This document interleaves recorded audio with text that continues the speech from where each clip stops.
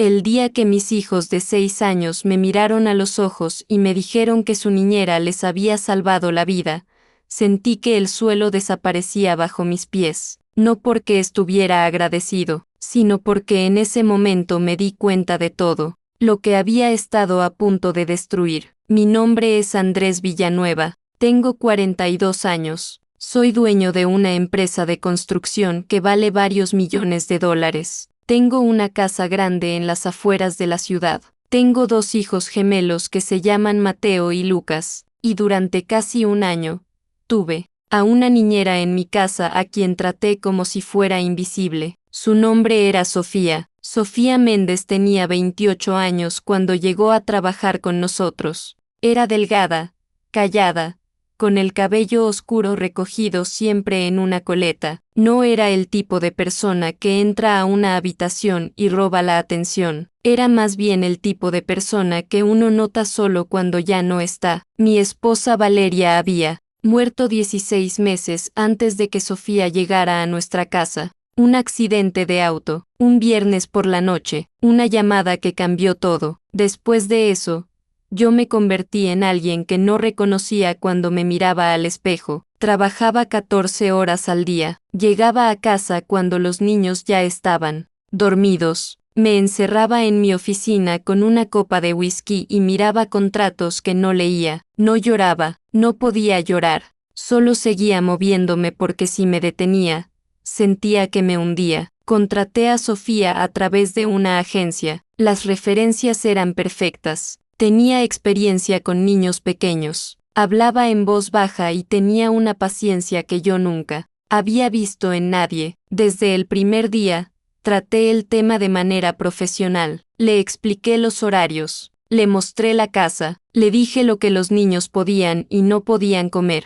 Y luego me fui a trabajar y la dejé sola con ellos. No le preguntaba cómo estaban los niños al llegar. No le preguntaba si necesitaba algo. No le preguntaba nada. Solo revisaba que la casa estuviera en orden y subía a ver si mis hijos dormían bien. Pero había algo más. Algo que me avergüenza admitir ahora. Había momentos en que la miraba y sentía algo que no podía nombrar. Algo que me incomodaba. Sofía era amable con mis hijos de una manera que me dolía ver.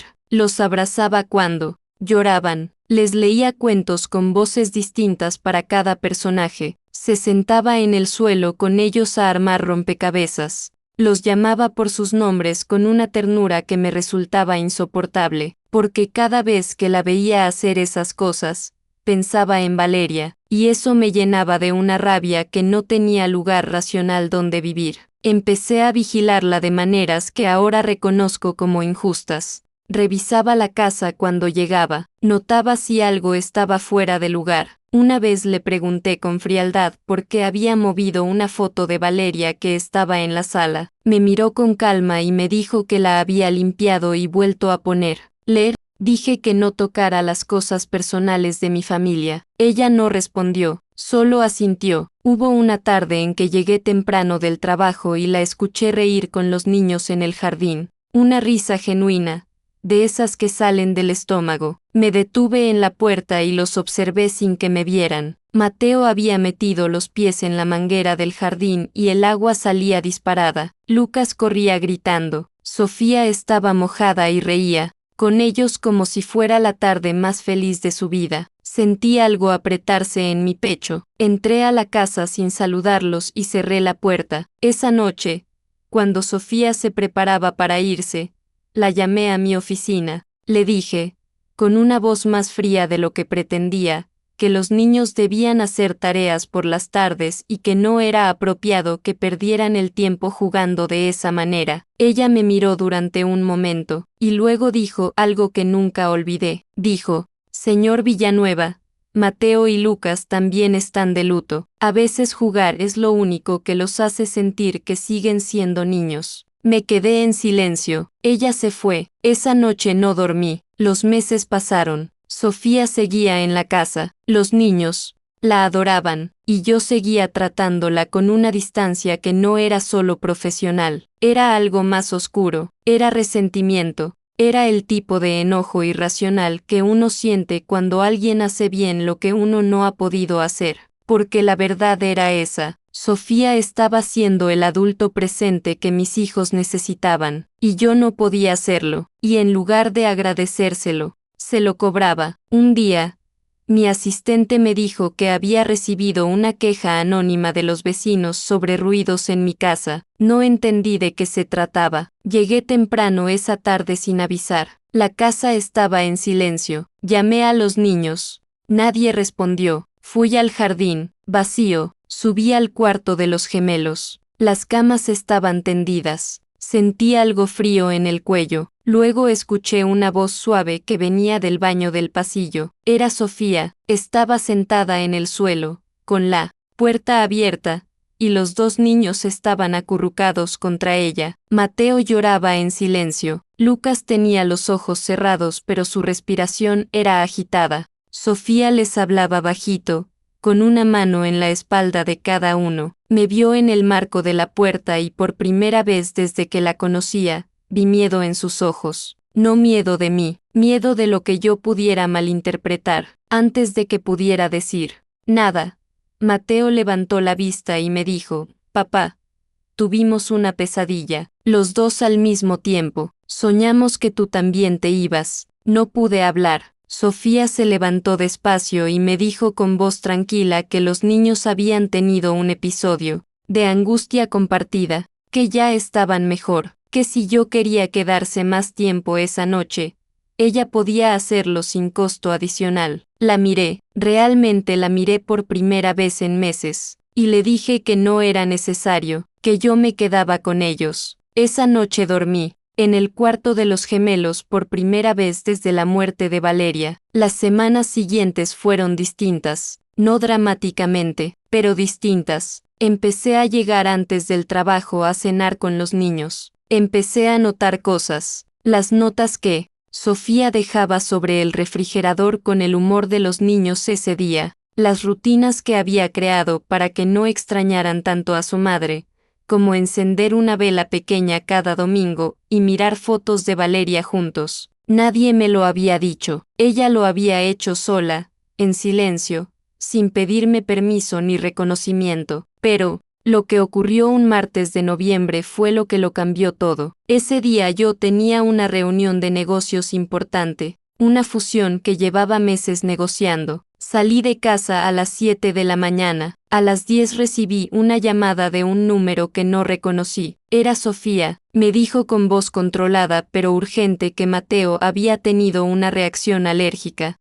severa, que había comido algo en el recreo del colegio, que ya estaba en la sala de urgencias del hospital más cercano, que Lucas estaba con ella y estaba bien, que Mateo respiraba, pero que había sido muy rápido. Salí de la reunión sin decir una palabra. Llegué al hospital en 20 minutos. Mateo estaba estable. El médico me explicó que había sido una reacción anafiláctica, que si no hubiera recibido epinefrina a tiempo, las consecuencias podían haber sido fatales. Le pregunté quién le había puesto la epinefrina. El médico me dijo que la niñera que llegó con el niño llevaba un autoinyector de epinefrina en su bolso y lo había usado antes de que llegara la ambulancia. Me senté en una silla del pasillo y no pude moverme durante varios minutos. Busqué a Sofía con la mirada. Estaba sentada con Lucas en una sala de espera. Lucas dormía en su regazo. Sofía miraba el suelo. Me acerqué y me senté frente a ella. Le pregunté cómo había sabido que Mateo era alérgico a las nueces, porque yo mismo lo había olvidado. La alergia había sido detectada cuando tenía 3 años, antes de que Valeria muriera. Después de eso, entre el dolor y el caos, yo simplemente lo había borrado de mi mente. Sofía me miró y me dijo que lo había leído en los archivos médicos que la agencia le había dado cuando empezó a trabajar con nosotros, que desde el primer día llevaba el autoinyector en el bolso, que había hablado con los maestros del colegio al comienzo del año escolar para asegurarse de que nadie le diera nada con nueces, que había preparado una lista de alimentos seguros que le había dado al chef del colegio, todo en silencio, sin decirme nada, sin pedirme nada, porque yo no le preguntaba nada. Sentí algo romperse dentro de mí, no de manera dramática, sino de esa manera silenciosa en que se rompen las cosas que llevaban mucho tiempo frágiles. Le dije, Sofía, yo he sido muy injusto contigo. Ella no respondió de inmediato, me miró durante un momento y luego dijo, usted estaba roto, señor Villanueva. La gente rota a veces lastima sin querer. No supe qué decir. Lucas se movió. En su regazo, Sofía le acomodó el cabello con una ternura tan natural que tuvo que haberle salido del alma. 3 días después, cuando Mateo ya estaba en casa recuperándose, ocurrió el momento que abrió todo. Estábamos los 4 desayunando, algo que rara vez pasaba. Lucas estaba contándome algo sobre un dibujo que había hecho en el colegio. Mateo comía despacio, todavía un poco cansado. Sofía servía el jugo en silencio. De repente, sin que nadie lo hubiera provocado, Mateo levantó la vista y me dijo, papá, Sofía nos salvó la vida. Lucas asintió muy serio y agregó, los dos, no solo a Mateo, a los dos. Le pregunté a Lucas qué quería decir con eso, y Lucas, con esa honestidad brutal que solo tienen los niños, me dijo, porque cuando tú no estabas, papá, nosotros estábamos muy tristes, y Sofía se quedaba con nosotros aunque no era su turno, y nos enseñó que mamá no se fue del todo, que vive en los recuerdos. Tú no nos enseñaste eso, Sofía sí. El silencio en esa cocina fue diferente a todos los silencios que había vivido en esa casa. Miré a Sofía, ella tenía los ojos brillantes pero no lloraba, solo sostenía el vaso de jugo en las manos y miraba la mesa. Le pregunté por qué nunca me había dicho nada de todo lo que hacía. Me respondió algo que llevo grabado desde ese día. Me dijo, porque usted no estaba listo para escucharlo, y los niños no podían esperar a que usted estuviera listo. Esa tarde, después de que los niños se durmieron, hablé con Sofía durante casi 2 horas en la cocina. Por primera vez desde que trabajaba en mi casa, la traté como lo que era, una persona que había cargado con una responsabilidad enorme, sin apoyo, sin reconocimiento, y que lo había hecho con una dedicación que yo no merecía. Me contó que ella también había perdido a alguien, su madre, cuando tenía 16 años, que sabía lo que era crecer con un dolor que nadie nombraba, que cuando llegó a mi casa y vio a Mateo y Lucas, supo exactamente lo que necesitaban, no porque fuera su trabajo, sino porque lo había vivido. Lloramos los dos, en esa cocina iluminada por la luz sobre el mesón, sin que nadie lo planeara. No fue un momento romántico, fue un momento humano, de esos que uno no puede fingir y no puede olvidar. En los meses siguientes,